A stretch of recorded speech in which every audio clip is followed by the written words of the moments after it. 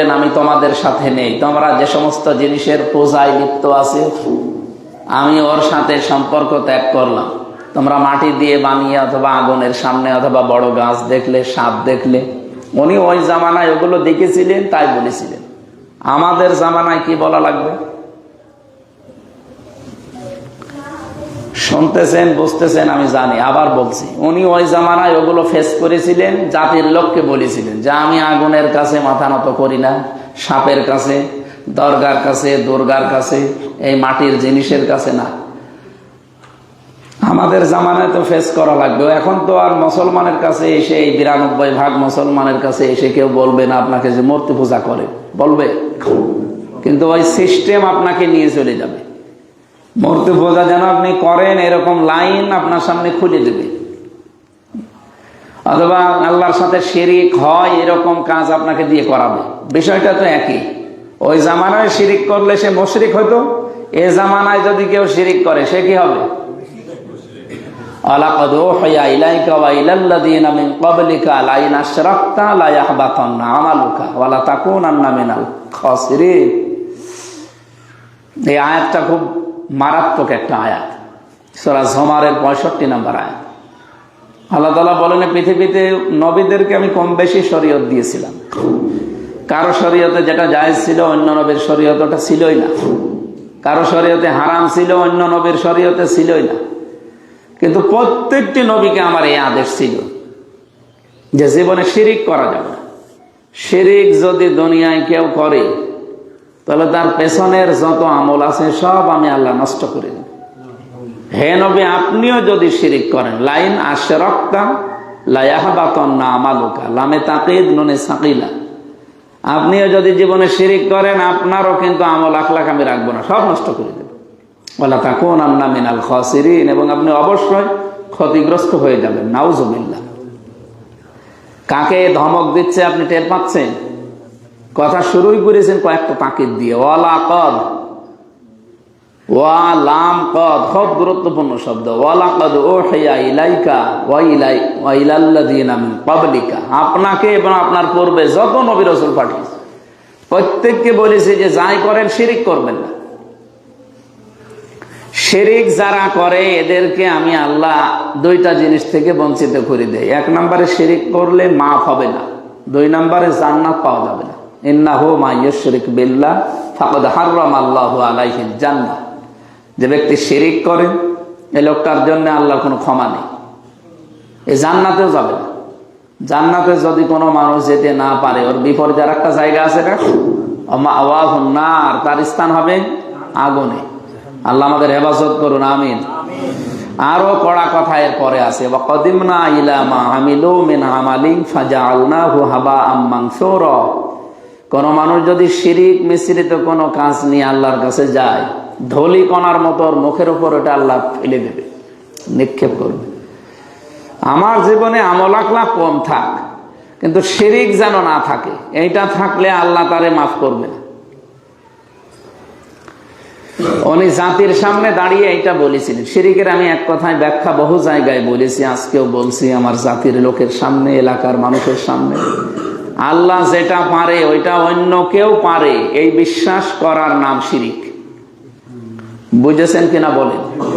আল্লাহ যেটা পারে ওইটা অন্য কেউ পারে না। কেউ যদি মনে করে না অন্য কেউ পারে, সঙ্গে সঙ্গে সে মুশরিক। কারণ শিরিক করলে মানুষ কি হয়? আর একবার বলেন। আমরা এখন বিশ্বাস করি সবাই এখানে যারা আছি, এই পৃথিবী বানিয়েছে কে? আল্লাহ। এখানে যদি কোনো নিয়ম নীতি চলে, কার চলবে? আল্লাহ। এর বাইরে আর কোনো কথা আছে কারো? হ্যাঁ, এর বাইরেও অনেকে অনেক দিকে হয়তো এদিক ওদিক চলে যেতে পারে, তাদেরকে বলছি আলা লাহুল খালকু ওয়াল আমরু ইনিল হুকমু ইল্লা লিল্লাহ। এরকম বহু আয়াত কোরআনে আল্লাহ দিয়েছেন যে আমি বানিয়েছি, বিধান এখানে আমার চলা লাগবে।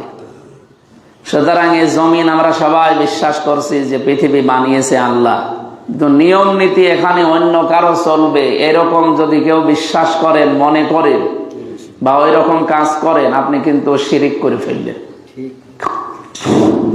এখন বলেন, এই শিরিক করা মুশরিক বাংলাদেশে মুসলমানদের ভেতরে নেই?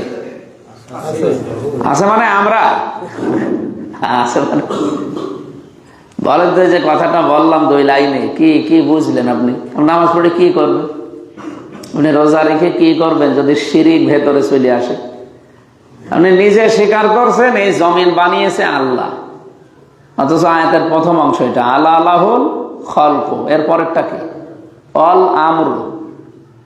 আপনি বলছেন যে বানিয়েছে আল্লাহ, বিধানও আল্লাহর চলবে। আগেরটা মানছেন, পরেরটা আপনি মানতে গিয়ে তখন রাজনৈতিক দোহাই দেন যে না, আমি যে রাজনীতি করি তার সাথে তো এটা মেলে না, সুতরাং এটা রাজনৈতিক বক্তব্য, এর সাথে আমি নেই। আপনার ঈমান আছে? আর কোরআনের কোন আয়াত না, যেটাতে একটা অক্ষরও অস্বীকার করে ও কাফের।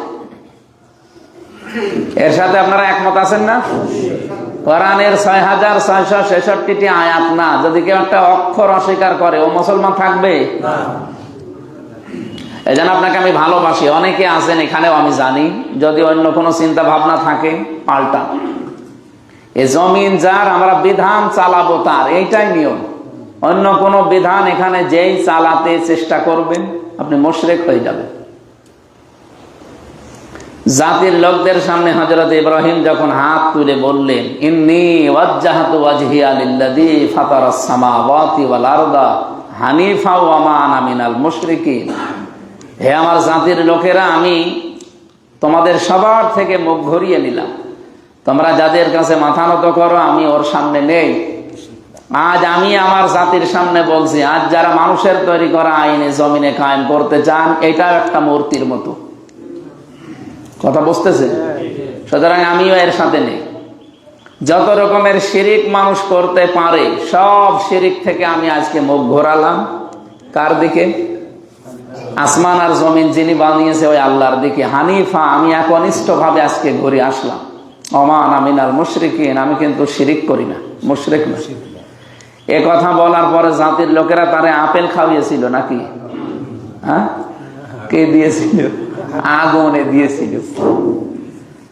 তিনি জাতির লোকদেরকে বললেন, কাইফা আখাফু মা আশরাকতুম ওয়ালা তাখাফুনা আন্নাকুম আশরাকতুম বিল্লাহ মা লাম ইউনাজ্জিল বিহি আলাইকুম সুলতানা, যে তোমরা শিরিক করে ভয় পাও না আল্লাহর সাথে, আর আমি আল্লাহর পক্ষে কথা বলে ভয় পাবো? তার মানে অনেকে দমে গিয়েছিলেন।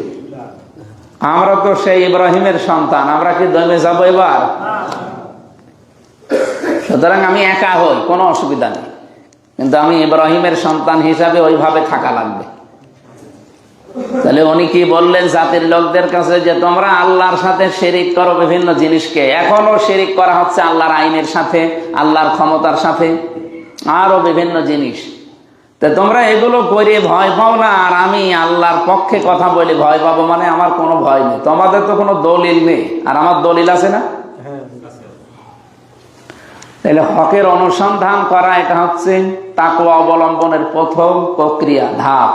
আমরা এই ধাপে কয়জন আছি আল্লাহ ভালো জানে। 2 নম্বরে, হক যদি কেউ পেয়ে যায় তাহলে মাস্ট বি তাকে গ্রহণ করা লাগবে। হযরত ইব্রাহিম আলাইহিস সালাম তিনি হক পেয়ে গ্রহণ করেছিলেন। এরপরে তারকা এগুলো দেখে যেই ডুবে যায়, বললেন না, আমি যেগুলো অস্তমিত হয় এগুলো আমি ভালোবাসি না, পছন্দ করি না। উনি পরবর্তীতে আল্লাহর এই পরিচয় পেয়ে ঘোষণা দিয়ে জাতির সাথে লড়াই সংগ্রাম করে টিকেছিলেন।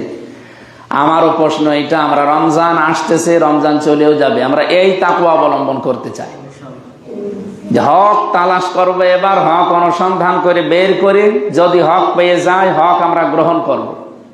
বাংলাদেশে বহু হক আছে, হকের ডিলার আছে, এমনকি